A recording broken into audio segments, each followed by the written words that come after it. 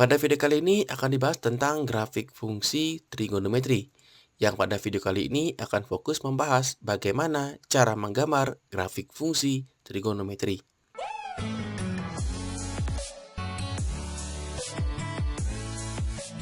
Untuk memahami lebih jauh tentang bagaimana cara menggambar grafik fungsinya, alangkah bagusnya kita mengetahui bagaimana bentuk umum dari grafik fungsi trigonometri. Nah, bentuk umumnya ini akan berfokus kita bahas pada bentuk sin dan cos. Dan untuk tan nanti kita akan bahas di video yang lainnya. Nah, untuk nilai sin dan cos, A, B, C, D dalam persamaan ini akan memiliki peranan masing-masing dalam grafiknya. Yang pertama, untuk nilai A, itu akan mempengaruhi nilai tinggi dan rendahnya, atau sering kita kenal dengan amplitudo. Kemudian untuk B itu adalah kerapatan dari fungsinya. Semakin besar B nanti akan menyebabkan grafik semakin rapat, atau sering kita sebut dengan periode. Nah, di mana periode dari grafik itu didapatkan dengan cara 2pi kita bagi dengan nilainya B. Kemudian nilai C dan D itu sama-sama menyebabkan pergeseran. Nah, kalau misalnya nilai C, gesernya itu ada dua, yaitu ke kanan saat nilai C-nya negatif dan ke kiri saat nilai C-nya positif. Sedangkan nilai D itu akan menyebabkan gesernya naik saat D-nya bernilai positif dan turun saat D-nya bernilai negatif. Nah, oleh sebab itu, kita akan mulai dulu menggambar grafik dasar fungsi sinus. Nah, di mana grafik fungsi dasarnya kita akan mulai dari bentuk nih, Y sama dengan sin X. Kalau kita gambar ke grafik, maka inilah bentuk grafiknya. Dia akan memiliki nilai maksimal 1 dan nilai minimal 1, di mana nilai ini adalah tergantung dari nilai A-nya. Dalam hal ini, nilai A-nya adalah 1. Nah, tetapi kalau kita misalnya besarkan nilai A-nya, kita ambil 2 misalnya, nanti grafiknya akan berubah. Yang tadinya nilai maksimalnya 1 dan minimalnya min 1 akan berubah mengikuti nilai dari amplitudonya. Maksimalnya 2 dan minimalnya minus 2. Nah, kemudian kalau misalnya nilai A-nya itu bukan bilangan positif tetapi diambil bilangan negatif, maka nanti akan terbalik. Kalau grafik dasar fungsi sin, dia awalnya ada bukit dan lembah. Kalau nilai A-nya negatif, misalnya kita ambil minus 2, nah nanti dia akan terbalik. Dia akan lembah dulu, baru gunung. Seperti itu. Nah, itu pengaruh dari nilai A-nya. Nah, kemudian untuk nilai B, itu akan mempengaruhi periodenya. Di mana kalau kita ambil nilai B-nya adalah 1 dalam hal ini ya, tidak ada B-nya, maka nanti periodenya periode dasar, di mana bentuk periodenya atau besarnya adalah 2pi.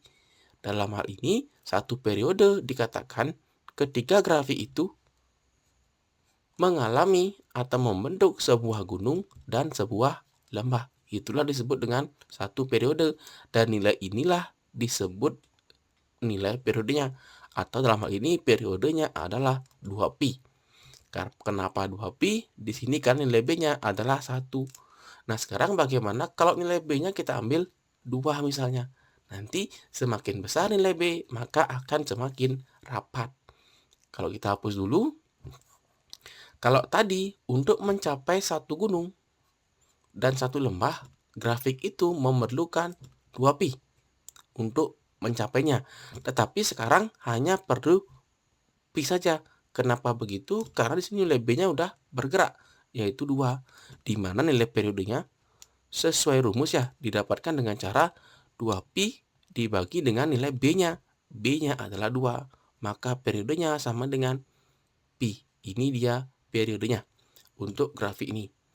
Kemudian kalau misalnya kita ambil B-nya negatif, itu harus ingat dulu fungsi genap dan fungsi ganjil. Di mana kalau nilai sinus, kalau ada nilai sin min X, ini akan sama dengan min sin X sesuai definisi ya. Jadi kalau nilai B-nya diambil negatif, nanti grafiknya akan mengalami periode yang sama, tetapi dia nanti bentuknya terbalik.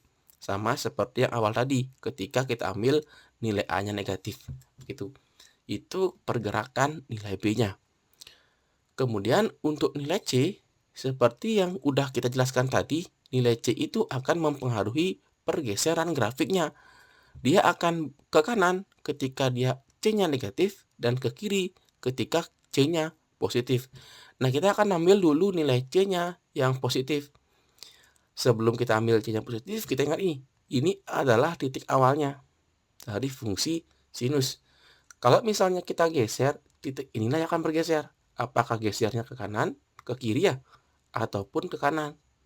Maka dari itu nanti semuanya grafiknya akan tergeser.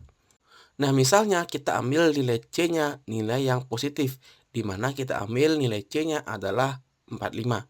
Jadi bisa diperhatikan, yang awalnya 0, kalau C-nya positif, maka dia akan bergeser ke kiri. Jadi yang tadi nilai C-nya itu kan tidak ada.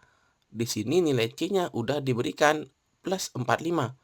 Maka grafik itu akan bergeser ke kiri dari titik awalnya. Yang awalnya di sini, dia akan bergeser ke sini. Dia bergeser ke kiri sebesar 45 derajat. Tetapi jika kita misalkan nilai C-nya negatif, seperti ini ya, maka dia grafiknya akan bergeser ke kanan. Nah, sama nih, misalnya kita ambil 90. Atau misalnya kita ambil sama ya, minus 45. Biar kelihatan minus 45. Nah, jadi dia grafiknya tergeser. Yang awalnya di titik awal di sini, dia grafiknya tergeser ke kanan sebesar 45 derajat atau pi per 4. Karena di sini nilai C-nya negatif. Nah, kemudian kita hapus dulu. Kalau misalnya sekarang nilai D-nya kita berikan, nilai D sesuai definisi, dia akan menyebabkan gesernya naik atau turun. Naik saat dia positif dan turun saat dia negatif. Yang dimaksudkan naik turun itu adalah semua grafiknya. Jadi grafiknya yang awalnya maksimalnya 2, kalau D-nya plus 1, maka dia akan maksimalnya bertambah 1, minimalnya juga bertambah 1. Kita ambil nih, ingat ini nilai D-nya. D di sini. Jadi kita akan berikan di sini plus minus misalnya ya. Tetapi kita akan ambil langsung saja. Kita ambil misalnya nilai D-nya plus 1 misalnya. Nah, di sini kalau nilai D-nya plus 1, maka yang tadi awalnya nilai maksimalnya adalah 2 sesuai amplitudenya. Karena ada plus 1, maka di sini nilai maksimalnya menjadi 3. Dan karena amplitudenya 2, mengakibatkan nilai minimalnya min 2, tetapi karena ada plus 1 di D, maka dia akan bertambah 1. Dari min 2 tambah 1 sama dengan minus 1. Nah, itu dia penjelasan nilai A, B, C, D-nya. Begitu pula kalau misal D-nya itu diberikan yang negatif. Sama saja, dia akan bergeser, turun. Begitu ya. Nah, itu dia perbedaan nilai A, B, C, dan D yang menyebabkan grafiknya itu berubah-ubah. Intinya, nilai A ya, kita perhatikan bentuknya di sini, di bawahnya ini, nilai A itu menyebabkan grafiknya naik turunnya atau tinggi rendahnya. Kalau kita geser, ya, kita ambil A-nya 3, maka dia akan semakin tinggi. Kalau 4 juga akan semakin tinggi. Di sini ya. Ataupun nanti kalau kita ambil negatif, ingat dia akan terbalik. Min 1, min 2, min 3, min 4. Tetapi di sini A-nya tidak boleh sama dengan 0. Itu dia pergerakan nilai A-nya. Kemudian untuk nilai B itu menyebabkan rapat atau tidaknya suatu fungsi. Semakin kecil B, maka nanti grafiknya akan semakin renggang atau gunung lembahnya akan semakin sedikit. Tetapi kalau B-nya semakin banyak, semakin tinggi, maka nanti grafiknya juga akan semakin rapat. Dan kalau B-nya negatif, maka nanti grafiknya akan terbalik. Nah, begitu dia. Ini ya, B-nya terbalik. Kemudian untuk nilai C dan D itu bergeser. Kalau C itu bergesernya ke kanan ke kiri, sedangkan D bergesernya naik turun. Begitu ya. Itu adalah pergerakan dari fungsinya. Nah, sekarang untuk lebih jelasnya kita akan jelaskan dengan sebuah contoh. Misalnya nih, kita akan gambar sebuah grafik fungsi. Contoh. Y sama dengan 3 sin. Atau ini kita ambil bukan sin ya, tetapi kita ambil cos 3 cos 2x min 30 plus 1. Ingat dulu, kalau misalnya tadi grafik fungsi sin mulainya dari 0, ada gunung dan lembah. Kalau nilai cos, dia mulainya dari 1, lembah dan gunung. Seperti itu ya. Jadi nanti silahkan dipahami dulu grafik dasarnya. Jadi intinya, kalau grafik dasar fungsi sinus, dia bentuknya begini. Nah itu. Kalau misalnya grafiknya fungsi cos, dia mulai dari 1. Nah, seperti itu dia perbedaannya. Ini yang cos, ini yang sin. Nah, begitu ya. Nah, di sini soalnya diberikan bentuknya cos. Kemudian yang pertama kita cek nih amplitudenya, nilai A-nya. Maka ini menyebabkan nilai fungsinya itu bernilai 3 dan minus 3. Tetapi di sini D-nya ada plus 1. Kita geser dulu 1 ke atasnya.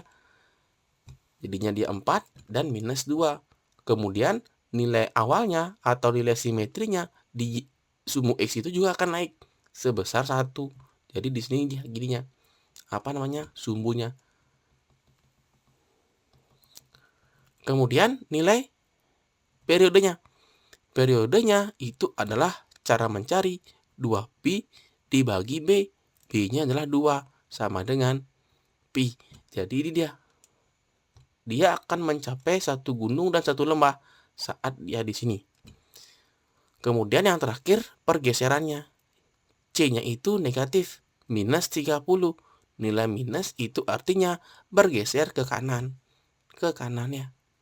Nah, sekarang yang kita geser pertama itu adalah periodenya. Yang tadinya awalnya pi, kita geser sebesar 30 derajat. Jadi di sini kita ambil pi ditambah 30 derajat. Kemudian di sini juga kita ambil pergeserannya sebesar 30 derajat.